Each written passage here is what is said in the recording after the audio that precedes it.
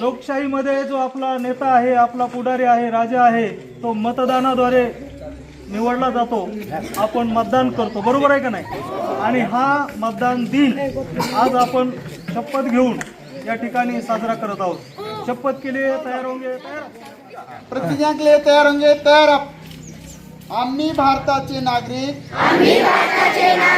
लोकशाहीवर निष्ठा ठेवून याद्वारे प्रतिज्ञा करतो की आपल्या देशाच्या लोकशाही परंपराचे जतन करू.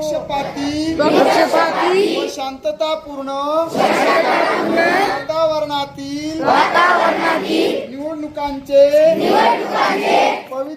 पावित्र्य राखू व प्रत्येक निवडणुकीत निर्भयपणे तसेच धर्म यांच्या विचारांच्या प्रभावाखाली न येता किंवा कोणत्याही प्रलोभनात बळी न पडता मतदान करू.